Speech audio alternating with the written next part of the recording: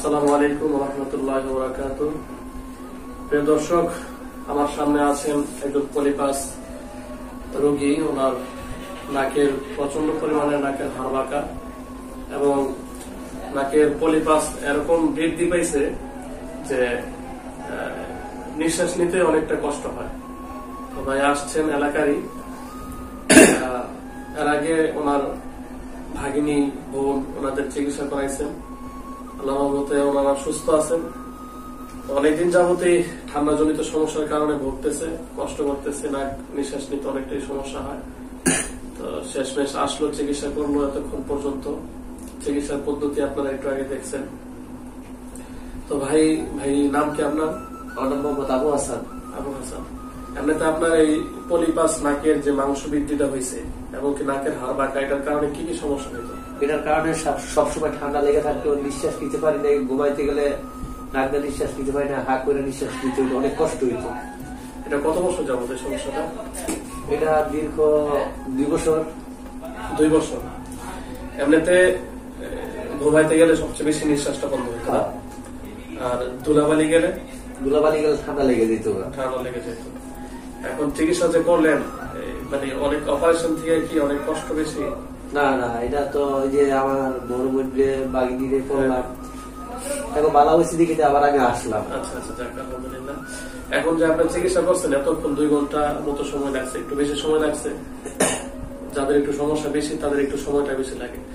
তো অনেকটাই কষ্ট না, এত কষ্ট নরমালি স্বাভাবিক। এটা হালকা পাতলা একটু কষ্ট লাগে। নাকের মধ্যে উঁচু করতে গেলে পানি দিলেও তো একটু হালকা লাগে।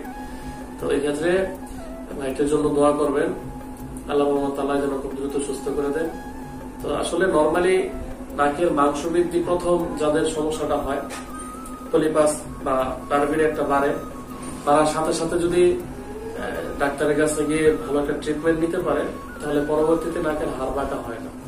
যখন দীর্ঘদিন এই পলিপাস নিয়ে বা টার্বিনেট নিয়ে ভুগতে থাকে, ওই ড্রপ ব্যবহার করতে থাকে বা ঠান্ডার ওষুধ খেতে থাকে, তো অনেকদিন এরকম ওষুধ খাওয়াকালীন বা এই অবস্থায় থাকলে, এই রোগটা থাকাকালীনই দীর্ঘদিন এই সমস্যাটা নিয়ে যদি শরীরের মধ্যে বসবাস করে, তো কিছুদিন পরে দেখা যায় আপনার নাকের যে মাঝখানে নেজাল সেপ্টাম আছে, হাড় আছে, হাড়টা একটু বাঁকা হয়ে যায়। এভাবে হাড়টা বাঁকা হয়ে যায়।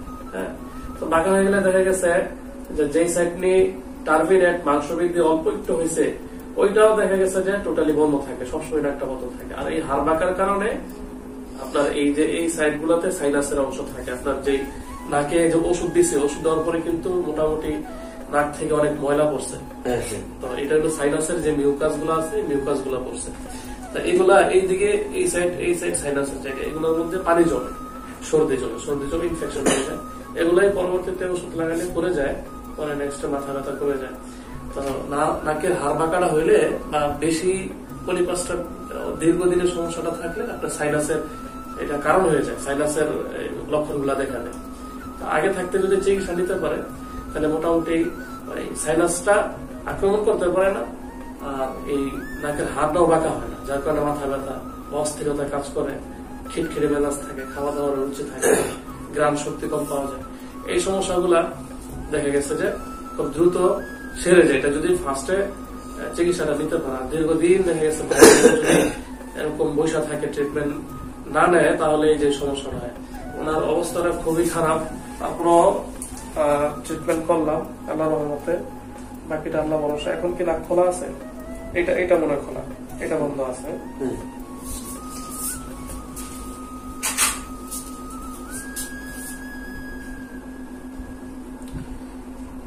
নাকের হাড় প্রচন্ড পরিমাণে বাঁকা।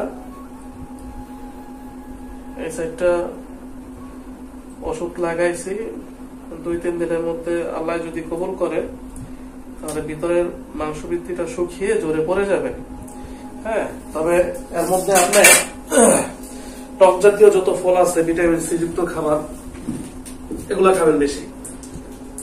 রমজান মাস ইফতারের পরে 2টা একটা লেবু খাবেন, লেবুর রস খাবেন। হ্যাঁ, তারপরে মালটা, লেবু, কমলা, জাম্বুরা, এই ভিটামিন সি যুক্ত যে টক ফলগুলো আছে, এগুলো বেশি করে খাবেন। আর নাকে পানি দিতে পারবেন না 7 দিন। যদি নাকটা একটু বন্ধ থাকে, তো ড্রপ দিবেন, ড্রপটা দিয়ে দিচ্ছি, দিয়ে দেবেন একটু পরে ড্রপটা দিবেন, ঠিক আছে? তো ইনশাল্লাহ প্রিয় দর্শক, আপনাদের যাদের সমস্যা আছে একটা ভালো দক্ষ অভিজ্ঞ ডাক্তার দিয়ে চিকিৎসা নিয়ে নিবেন। কারণ নাক কান গলা একই সুতা। দেখা গেছে নাকের সমস্যা থাকলে এই মাংসবৃদ্ধির কারণে, পলিপাসের কারণে কিন্তু কানে সকালবেলা দেখবেন যে কানে ঘুমাইতে গেলে, ঘুমাই থেকে উঠলে কানের মধ্যে কেমন যেন একটা ভিজা ভিজা ভাব থাকে। বা কানটা মনে হয় যে হাততালি লেগে রয়েছে, বন্ধ হয়ে গেছে, এরকম থাকে। তারপরে দেখা গেছে যে আপনার এই মাথাগুলো ধরে থাকে, গলার মধ্যে টনসিলের সমস্যা দেখা দেয়। তো নাক কান গলা একই সুতা, এর মধ্যে যে কোনো একটাতে সমস্যা দেখা দিবে, সবগুলোতে সমস্যা দেখা দিবে। তো ওই ক্ষেত্রে যাদের নাক বন্ধ থাকে বা সর্দি, ঠান্ডা সর্দি লেগে থাকে, তাদের যে কত বড় একটা অস্থিরতা কাজ করে ভিতরে, আর খারাপ লাগার যে কাজ করে, এটা যার লাগে তাই সে বোঝে। আমার হাত কাটছে কতটুকু যন্ত্রণা নাম বুঝি।